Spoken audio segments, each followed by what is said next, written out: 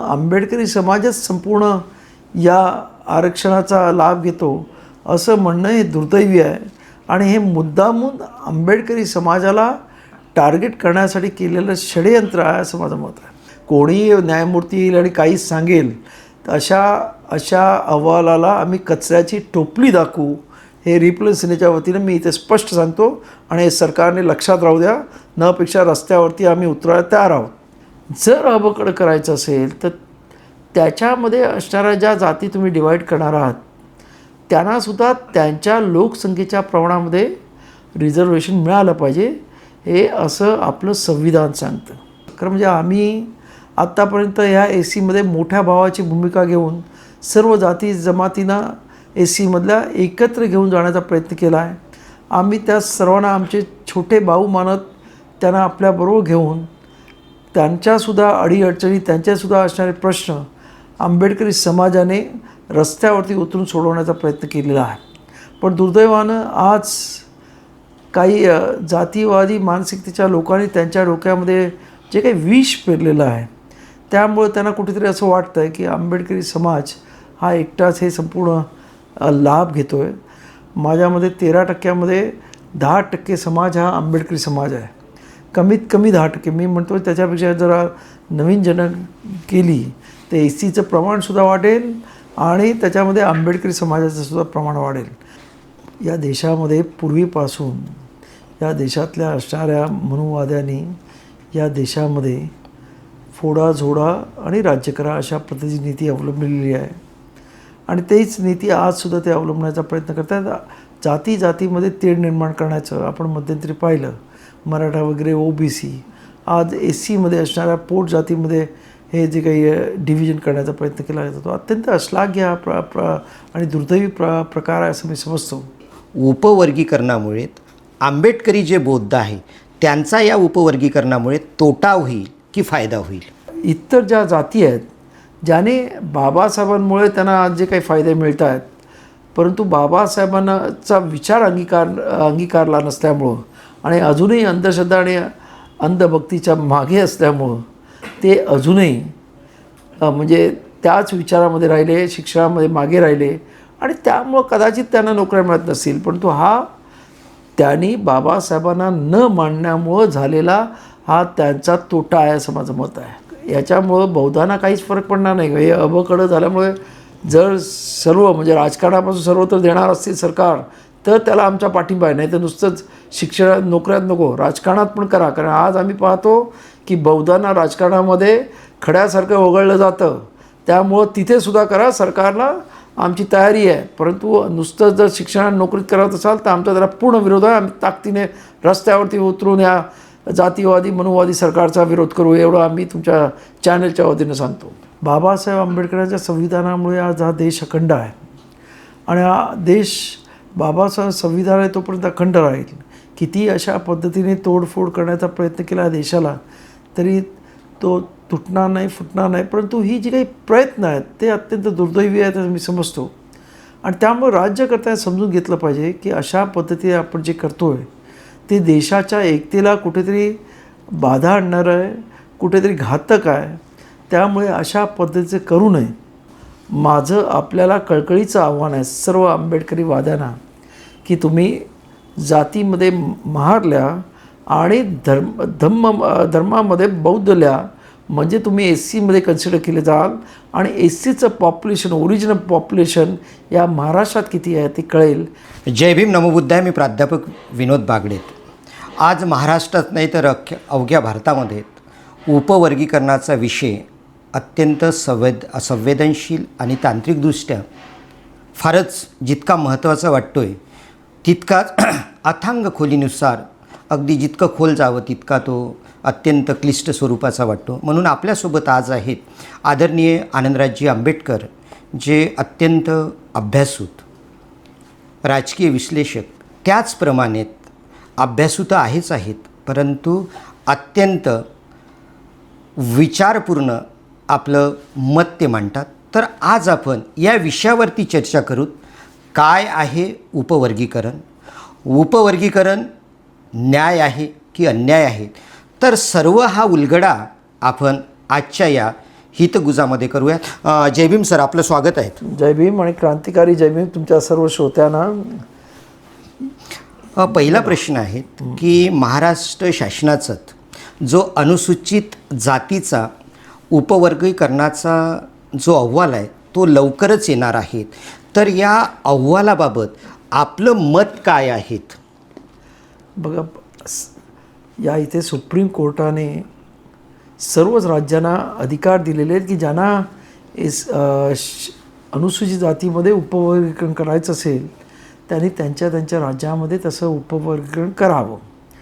आणि दुर्दैवानं महाराष्ट्र सरकारने सुद्धा हा निर्णय घेतलेला आहे की महाराष्ट्रामध्ये अनुसूचित जातीमध्ये उपवर्गीकरण करावं. अ, ब, क, ड असे 4 विभाग पाडावेत. आणि त्यासाठी त्यांनी न्यायमूर्ती अनंत मनोहर बदर यांच्या अध्यक्षतेखाली एक समितीसुद्धा नेमली. आणि त्या समितीने माझ्या मते मुख्यमंत्र्यांना ऑलरेडी त्यांचा अहवाल सादर केलेला आहे.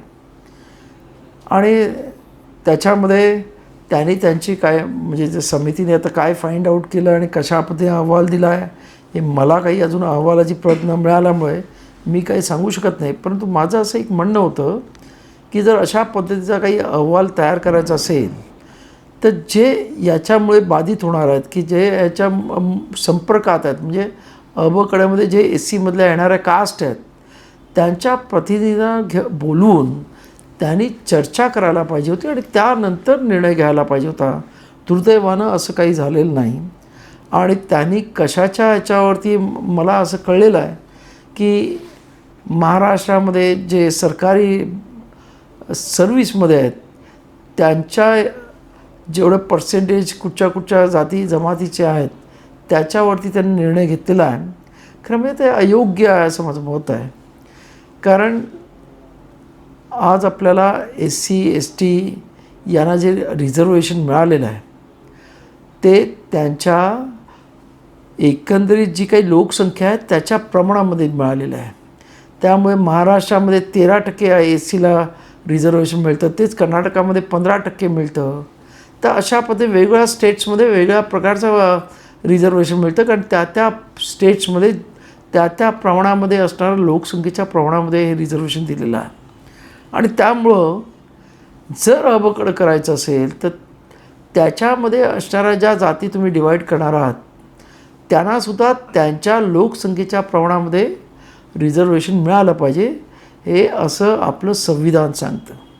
त्यामुळे जर हे जे काही विद्वान न्यायमूर्ती अनंत मनोहर बदर याने कोणा न विश्वासात घेता किंवा कुठल्याही प्रकारची जनगणनेला म्हणजे आता आपल्याला माहिती आहे की 2011ची जनगणना अजून झालेली नाही आणि आधीची जनगणना आहे ती विचारात घेणे शक्य नाही. अशा वेळेला कुठच्याही थातूरमातूर असणाऱ्या एखाद्या गोष्टीवरती डिपेंड राहून जर वर्गीकरण केलं असेल तर त्याला आमचा विरोध असणार आहे. परंतु जर माझं असं म्हणणं आहे की सरकारला असं वाटत असेल की खास करून आज जे काही हे चाललेलं आहे महाराष्ट्रामध्ये हे वर्गीकरण करण्याचं मुद्दामून षडयंत्र चाललेलं आहे. कारण त्यांना जे मागासवर्गीय आहेत अनुसूचित जातीतले लोक आहेत त्यांच्यामध्ये असं बिंबवण्याचा प्रयत्न प्रत्यक्ष पद्धतीने केला जातो की आंबेडकरी समाज हा तुमच्या सर्व असणाऱ्या आरक्षित जागा लाटतो.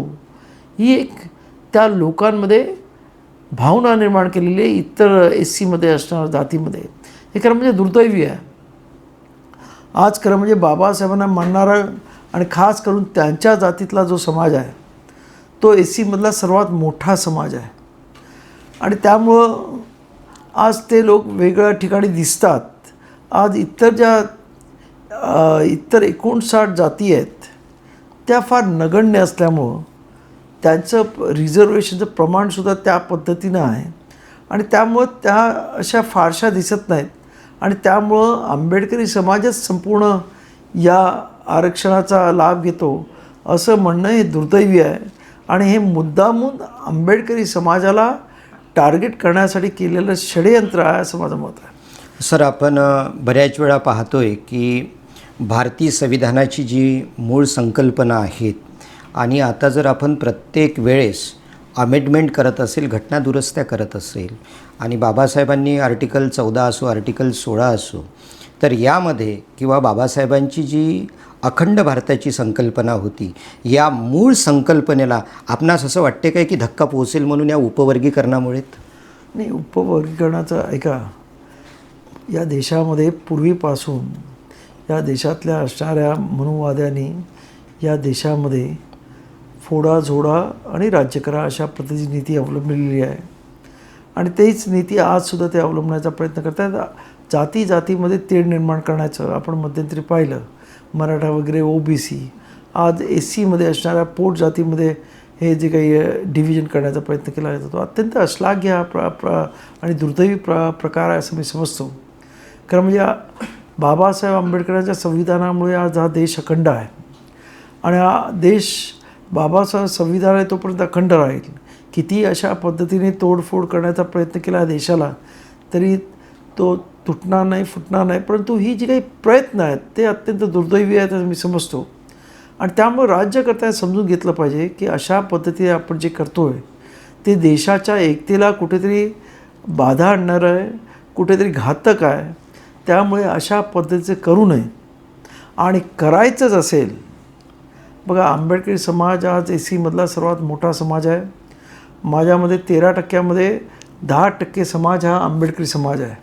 कमीत कमी 10%. मी म्हणतो त्याच्यापेक्षा जरा नवीन केली तर SCचं प्रमाणसुद्धा वाढेल आणि त्याच्यामध्ये आंबेडकरी समाजाचं सुद्धा प्रमाण वाढेल. तर त्यांचं एकदा ही जी आत्ता जनगणना होणार आहे ती जनगणना होऊन जाऊ द्या.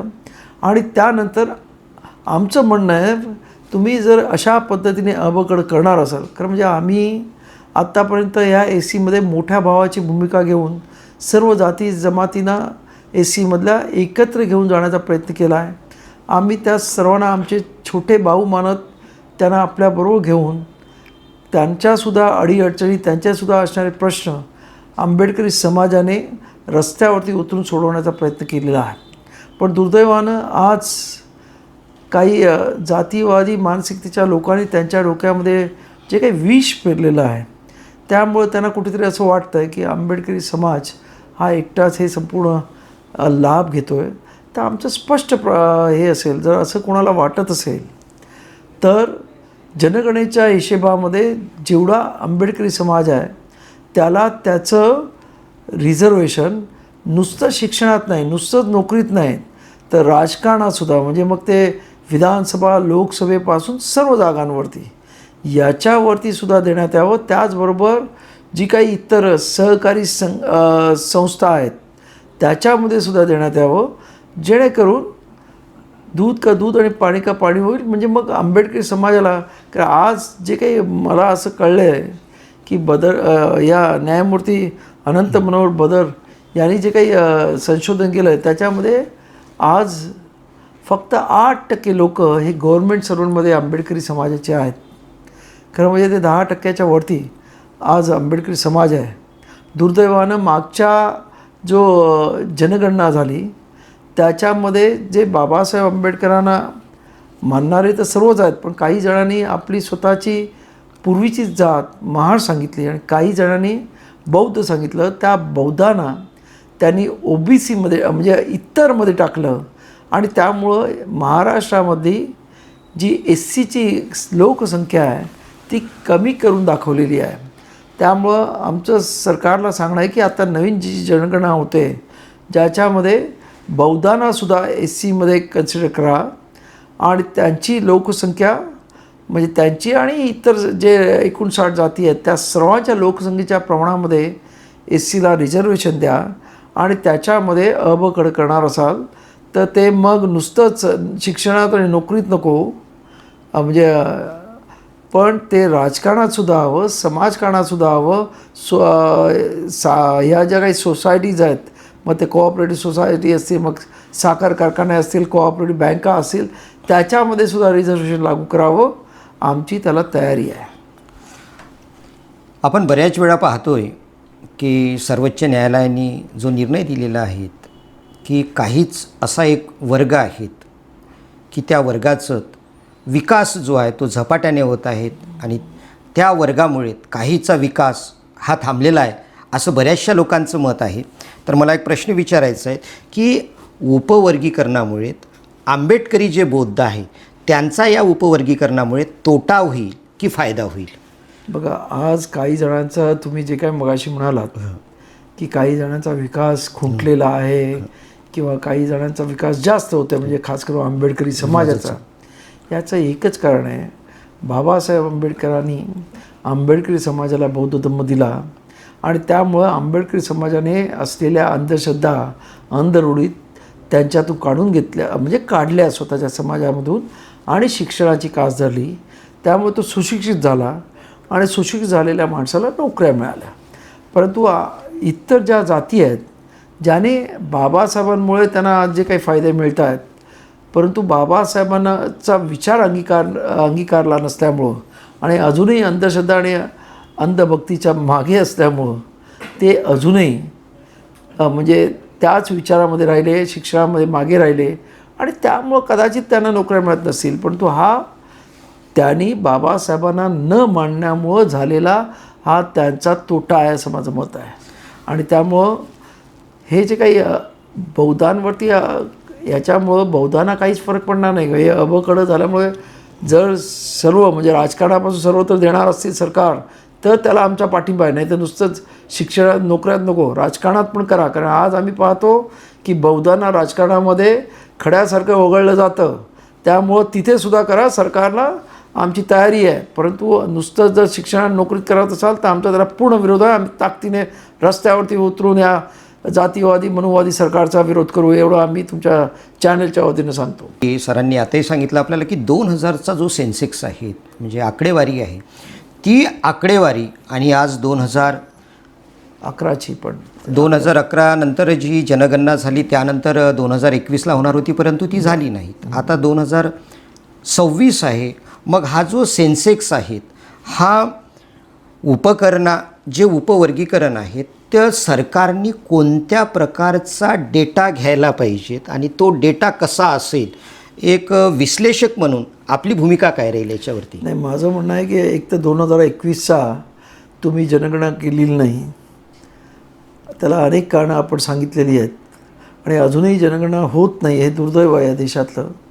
तर ती ताबडतोब करून घ्यावी आणि त्याच्यात जातनिहाय आणि धर्मनिहाय ही जनगणना व्हावी आणि त्याच्यामध्ये बौद्धांना मागच्या वेळेस तुम्ही इतरमध्ये टाकलं होतं, बौद्धांना तुम्ही SCमध्ये टाकलं पाहिजेत, जेणेकरून SCची खरी लोकसंख्या महाराष्ट्रामध्ये ती त्या जनगणनेमधून प्राप्त होईल आणि SC आणि STला हे जे रिझर्वेशन आहे ते त्यांच्या लोकसंख्येच्या अनुसरून आपल्या संविधानकर्त्यांनी दिलेलं आहे. आणि त्यामुळं तुम्हाला म्हणजे सरकारला ते बंधनकारक आहे की तुम्हाला जे काही अबकडं पण करायचं असेल वेगवेगळ्या जातींना वेगवेगळ्या ह्याच्या टाकून, तर त्यासुद्धा तुम्हाला त्यांच्या त्या जातीच्या लोकसंख्येप्रमाणेच द्यावं लागेल. कोणी न्यायमूर्ती येईल आणि काहीच सांगेल अशा अहवालाला आम्ही कचऱ्याची टोपली दाखवू, हे रिपब्लिकन सेनेच्या वतीनं मी इथे स्पष्ट सांगतो आणि हे सरकारने लक्षात राहू द्या. नपेक्षा रस्त्यावरती आम्ही उतरायला तयार आहोत. आपण बऱ्याच वेळा पाहतोय की बौद्ध समाजाचा सामाजिक विकास झालेला आहे, आर्थिक विकास झालेला आहे, राजकीय विकास झाला असं बोललं जाते.